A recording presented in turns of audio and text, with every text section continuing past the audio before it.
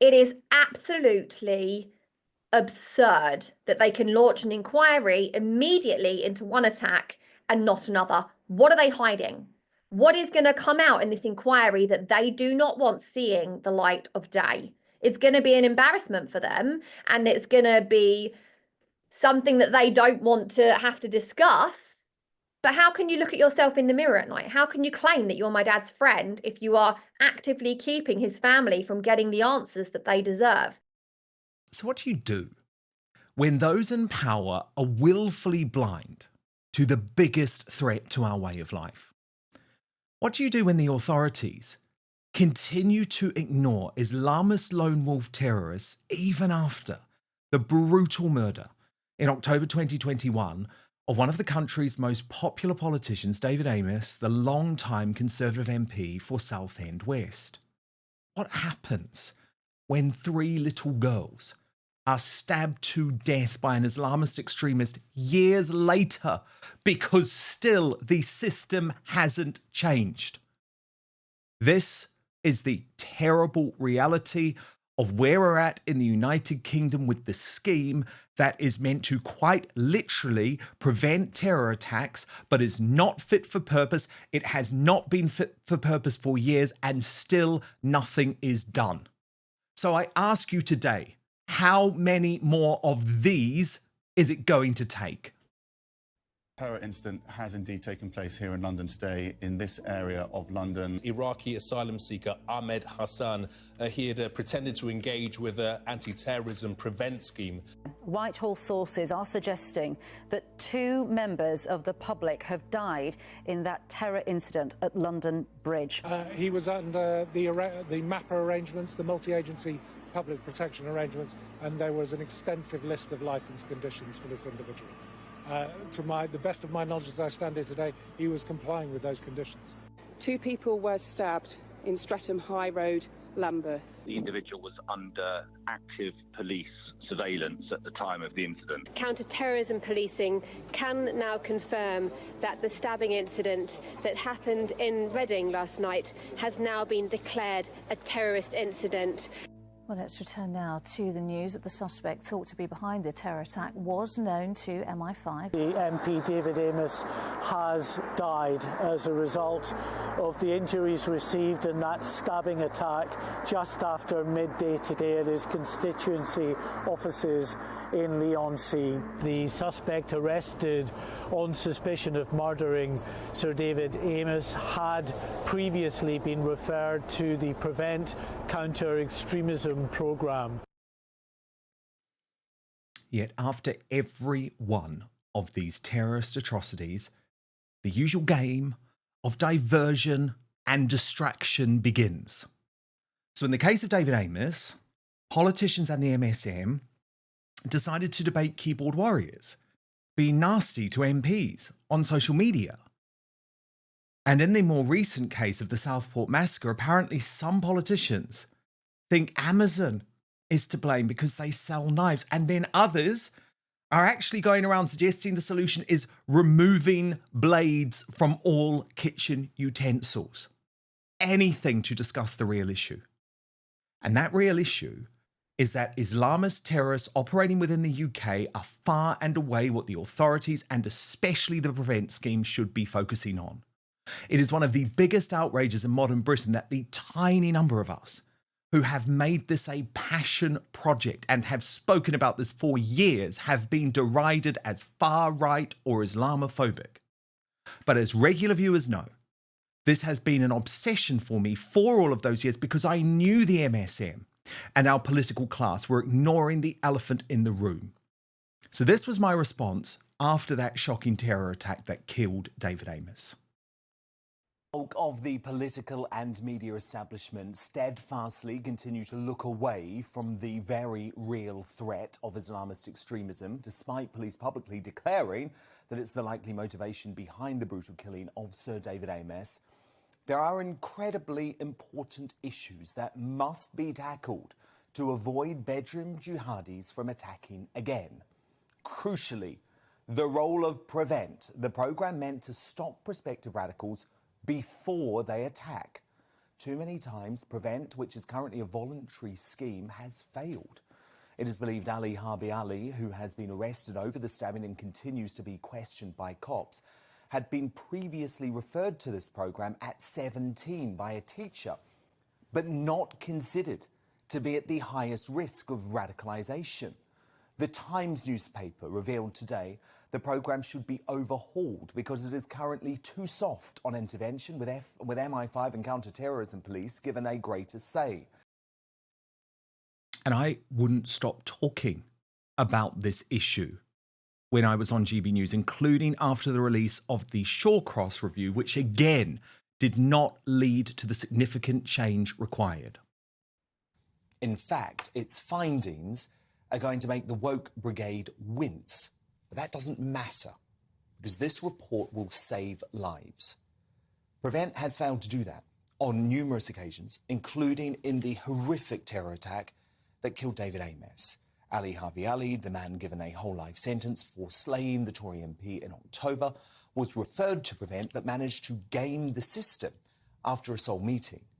In fact, 6 of the 11 most notable recent terror attacks in the UK were carried out by people who had already been referred to Prevent.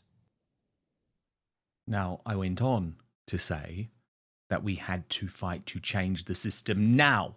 There wasn't a moment to delay because more people would die. And what happened in Southport? I have to give credit for the man fighting this lonely battle alongside me at GB News, my former colleague Nigel Farage, now the leader of Reform UK and the country's most influential politician.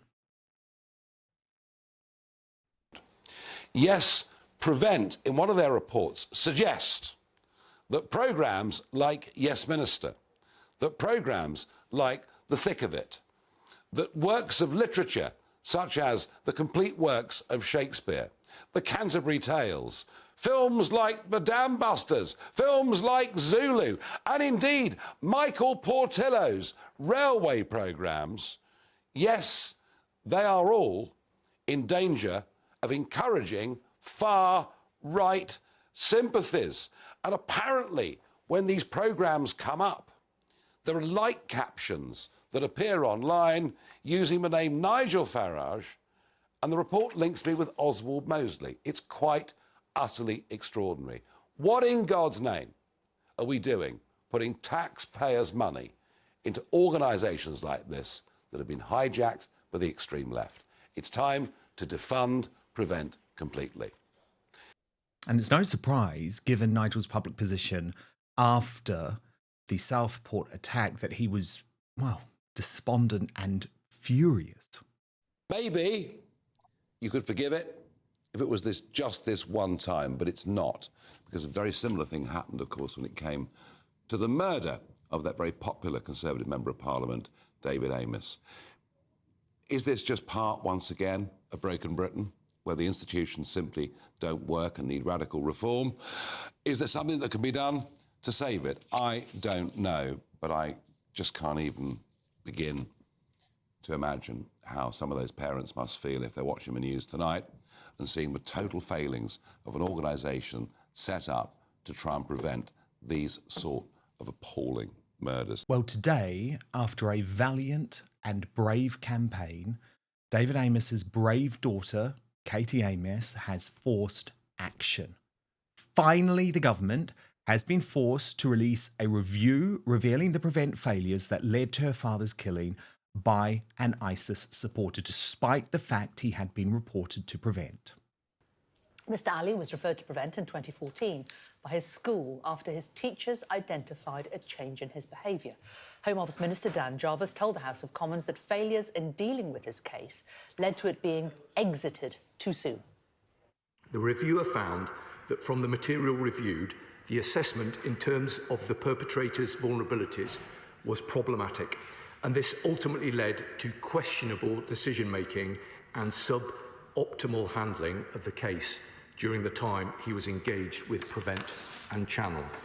It identified that the vulnerability assessment framework was not followed, with the perpetrator's symptoms being prioritised over addressing the underlying causes of his vulnerabilities.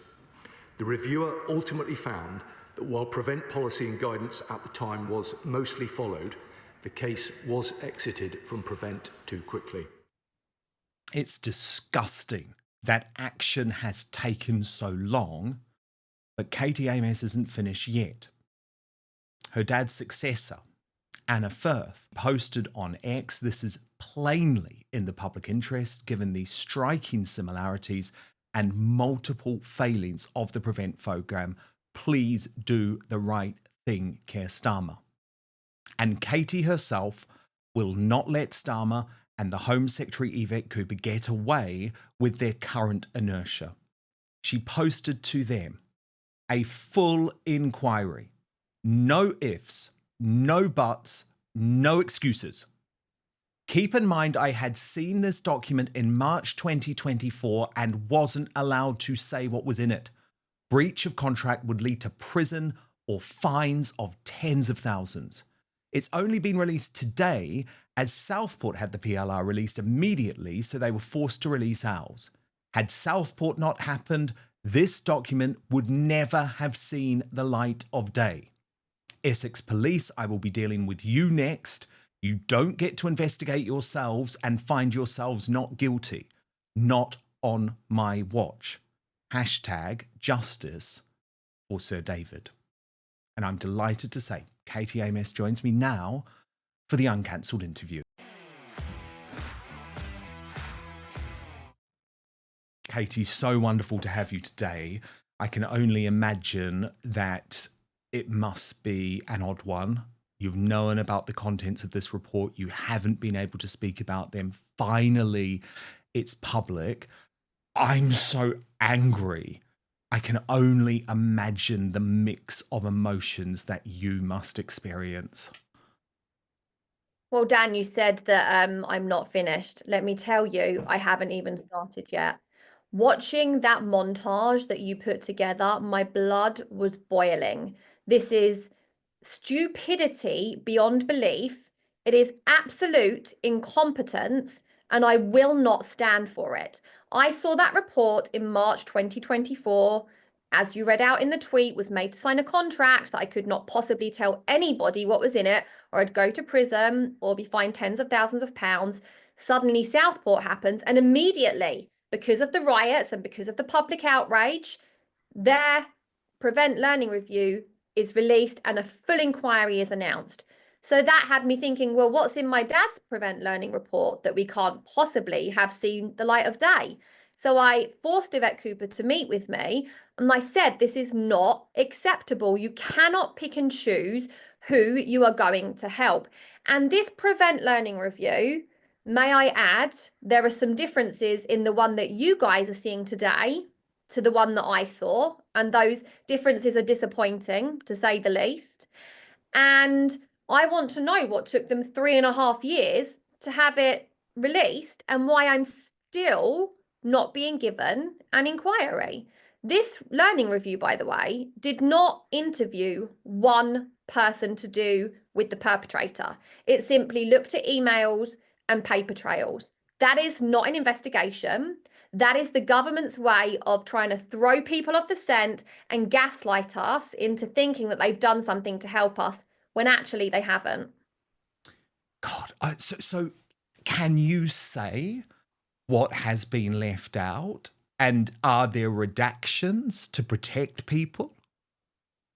There's redactions to protect people, but there's also watering down, and I can't tell you what has been left out because I was made to sign the contract to say that I won't tell you.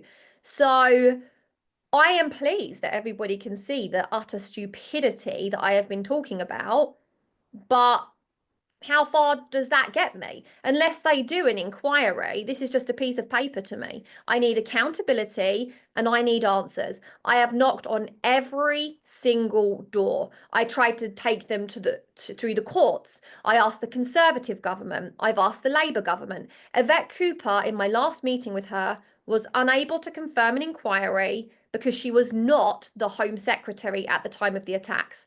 What's that got to do with anything? Numerous inquiries are launched into instances where that person is not the Home Secretary at the time of the instance. The infected blood scandal, the post office scandal, the list goes on. They cannot pick and choose who they're going to help. What about all the other people that Prevent failed? That's father wasn't an MP. They don't have a platform to stand on like I do. So I'm not just going to let them, because of the public outrage, help the people in Southport. They should help everybody. And had I have been listened to, and you as well, I might add, 3.5 years ago, perhaps we wouldn't be sitting here today having lost more innocent people. And it is utterly heartbreaking and distressing, and it is disgusting in 2025 that we are having to have this conversation. But first, you know how often I talk about the need for free speech to be protected online. And I've been increasingly thinking of the need for personal protection from snoopers, bad actors, and hackers. And I'm delighted to tell you I have now found the fail-safe solution. But what's more, this VPN, or virtual private network, to use the full term, is also a life changer when it comes to providing you entertainment and information from anywhere in the world. So let me introduce you to Surfshark, an incredible and easy to use service that encrypts all your internet traffic, meaning your online activities stay safe so you can shop, stream, browse, and conduct your banking online in complete privacy.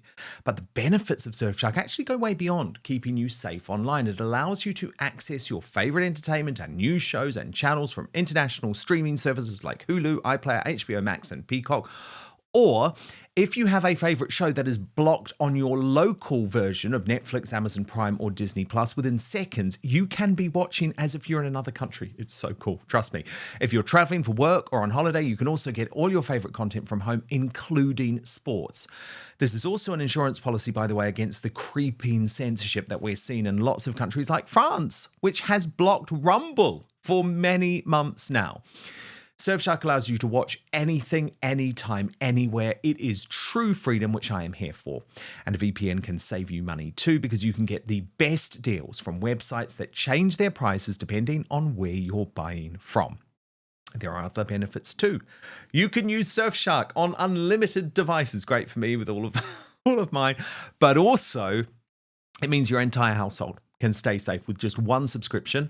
With over 3,200 servers in over 100 countries, there's a world of choice at your fingertips with 24/7 customer service if this is your first time using a VPN. So go to surfshark.com/outspoken for an extra 4 months of Surfshark at an unbeatable price.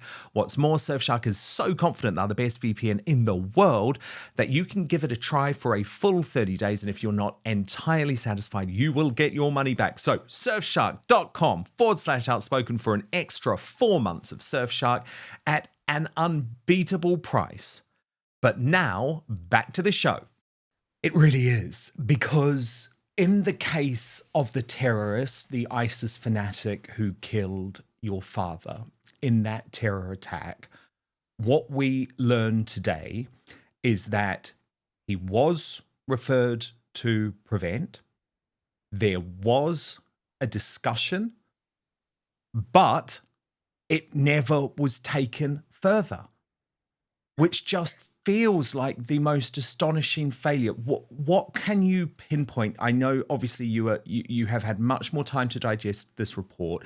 What can you pinpoint as the reasons why that happened, Katie? Well, it's failing after failing and incompetency after incompetency. The public, in all of the cases where Prevent has failed, are doing their job. They are reporting these people.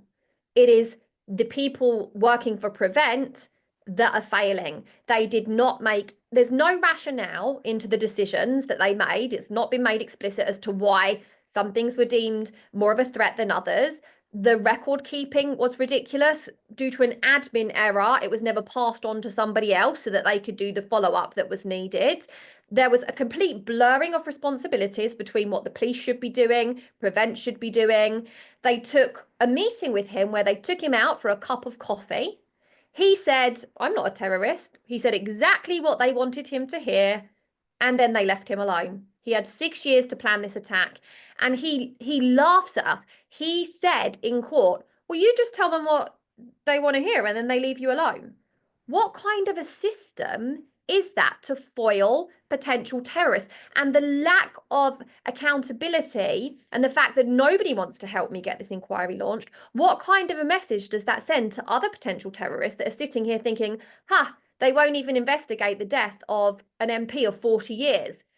It's not going to foil any attacks. It's showing that we're weak and we're vulnerable and we do not follow up on our failings. So I would think it would be in the government interest to do an inquiry, because my father was one of them for 40 years. And it's an absolute slap in the face how we have been treated. And I'm not going to stand for it, and I'm not going to go away. So this letter from your dad's successor, Anna Firth, wrote, "The Southport stabbings were the most atrocious, heinous crime, but so too was the brutal murder of Sir David Amess, a serving member of Parliament. Both have left behind grieving, heartbroken families who have been equally failed by the Prevent programme. Publishing the Prevent Learning Review into Sir David's death, whilst welcome, is not sufficient. Yet I have seen briefing from the government today, Katie, to Sly News, suggesting they have ruled out a public inquiry. Do you want to speak directly to Keir Starmer and Yvette Cooper and explain why it's so important that they reverse that decision?" Oh, I will be speaking to them. It is absolutely absurd that they can launch an inquiry immediately into one attack and not another. What are they hiding? What is going to come out in this inquiry that they do not want seeing the light of day? It's going to be an embarrassment for them, and it's going to be something that they don't want to have to discuss. But how can you look at yourself in the mirror at night? How can you claim that you're my dad's friend if you are actively keeping his family from getting the answers that they deserve? And the inquiry, it needs to look into the background of the guy, what was known. Maybe MI5 knew stuff about him. We don't know. We're not being allowed to know. It needs to look at the role of Essex Police, the effectiveness of Prevent, and it needs to look at the way that we need to reform this system called Prevent, which I actually call Allow. Going on to Essex Police, I launched a complaint with them on the 26th of December. It's taken them 7 weeks for the IOPC to now refer me back to Essex Police. So Essex Police will be doing their own investigation into themselves. What kind of utter stupidity is that? They keep releasing these canned responses as to why they aren't at fault here. So they're obviously not going to turn around and say, actually, just kidding, we were at fault. We know what the answer of that investigation is going to be. There was a threat made to my father the night before. They keep saying that it was not related. I know it wasn't related. You know I'm not saying it was related. What I'm saying is that you needed to provide protection at his surgery the next day. They said that they acted appropriately because they sent an unmarked police car past our house the night before. What on earth do they think an unmarked police car, what kind of attack is that going to foil? They should have sent protection to my dad's surgery the next day. The guy that did it admitted that he went to other constituency surgeries with other MPs, saw police presence and turned around. Why did those other MPs have the courtesy of having police protection when there wasn't even an active threat? Why was my dad not given protection? We had a threat. My dad would still be here today if Essex Police had have got off their behinds and actually done something. So I don't accept these canned responses, and I won't be having you investigate yourself. I emailed Yvette Cooper's office yesterday and I said, you will sit in on the meetings with me and Essex Police so that you can see the stupidity that I am dealing with. Because right now they think they've got away with it, but I can tell you they have not got away with it, and I have not even begun with the police. And have you heard from the Home Secretary since the release of the report? No. Okay. Of course, one of those... Sorry, Sorry, she said that we would be in touch when we had our last interview where she was telling me that she couldn't launch an inquiry. Yeah, we will be in touch. And I'm not going to disappear. So I need to get this inquiry. They want me to get tired and they want me to disappear and to give up. But I'm my father's daughter and I'm not going to give up. Yes, I love that. He would be so proud of that response. What about Starmer? What has been your communication with him? He wanted to meet my mum I think it was yesterday. I don't need meetings with these people. I need a yes or a no. Are you doing the inquiry? You can try and appease me and bamboozle me and talk all this jargon that nobody cares about. Are you doing an inquiry? Yes or no? Your words mean nothing to me. Your condolences mean nothing if you are actively preventing me from getting the answers that my father deserves. And how is your mum coping with this, Katie? After it happened to my dad, my mum had a stroke because of the stress. And so she is trying to recover from the stroke and the fallout of all of this. And she feels absolutely heartbroken and disappointed in the thought that my father worked day in, day out for 40 years for this country that he loved and for the people that he loved. The thousands of messages of support that I have had telling me how wonderful my dad was and what a great MP he was and how there will never be anybody else like him. That's giving us some form of comfort compared to the closed doors for his colleagues and his friends. So the support of the public is definitely installing our faith in humanity. And now it's the people that work for the public who seem to have forgotten that. We elect these people, our taxes pay their bills. They need to get their fingers out and get on this because we're not going to give up. We will get answers eventually. Even if it takes me the rest of my life, I will get these answers. And then also everybody else that Prevent failed, not just my family. I want to help other people as well. And because there are many, of course, the Park attack, the London Bridge attack, all very similar. Katie, can I just ask about the threat that your father received the night before? Are you convinced it isn't connected? And what do you know about that threat? And did he feel worried going into that constituency surgery? Well, from what I understand, it wasn't connected. That's what I've been told. I believe that my brother phoned my father to tell him there's been a threat. And my father said, call the police. So my dad had full faith in the fact that the police would protect him. And I just pray to God that when it happened to my dad, he wasn't thinking that the police were going to turn up and protect him still. Because they keep saying, you know, these heroic police officers that were on the scene, these unmarked police officers, that was after he was attacked. You don't get an award for heroicism if you turn up after the fact. They weren't sent there by the police. They just happened to be in the local area. So my father was left high and dry. He was left out to hang. And somebody needs to take accountability for that.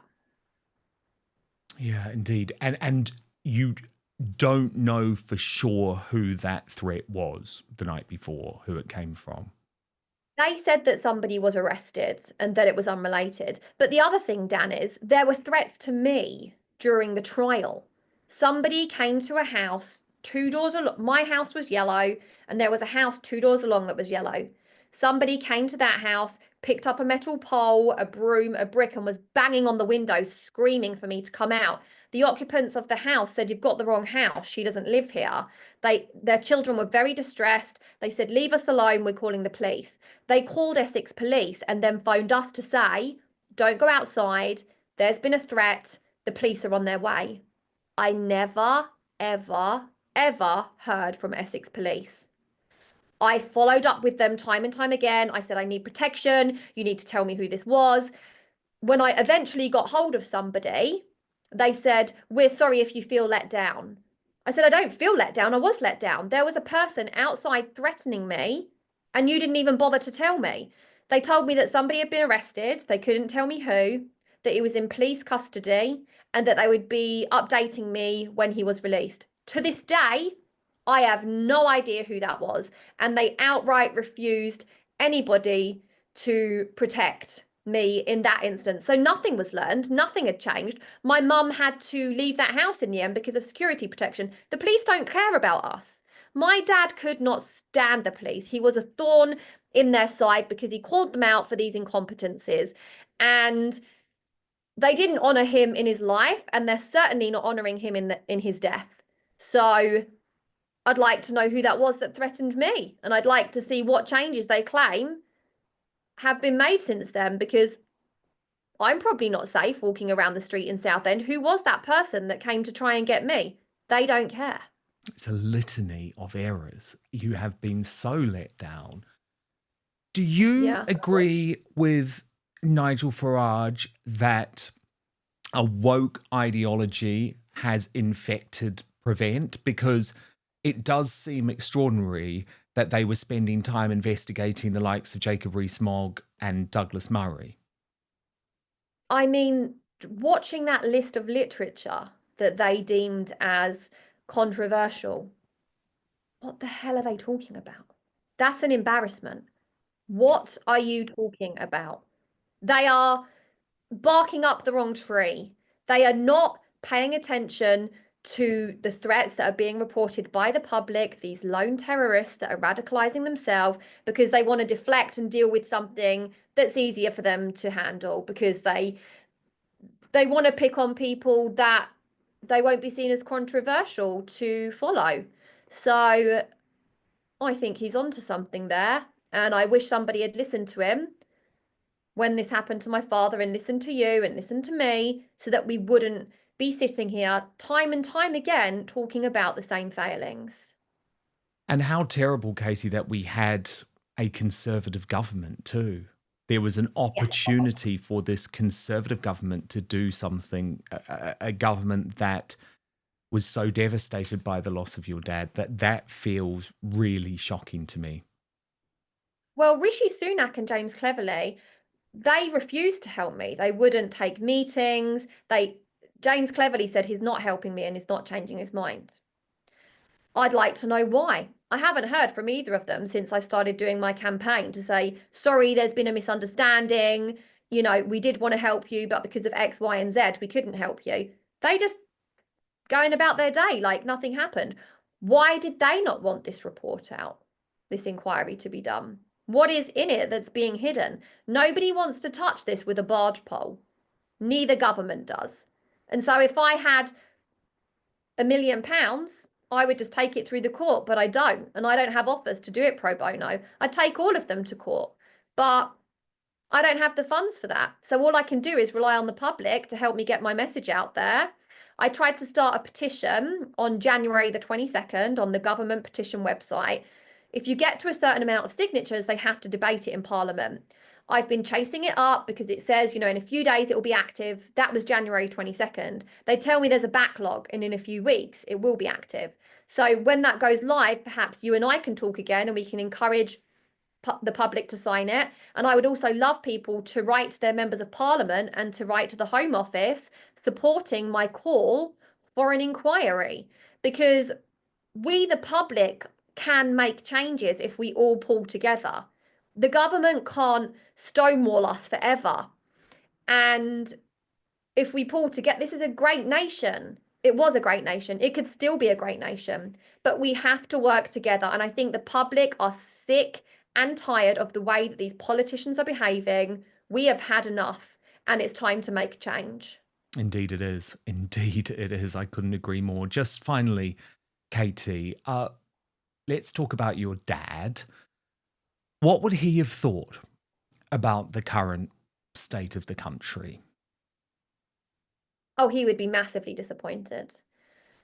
He loved this country. He worked for 40 years. He was so proud of this country, and he absolutely loved his constituents. He loved going out and about and meeting people, which is why the guy picked on him, because my dad was so eager to meet with people because he loved them so much.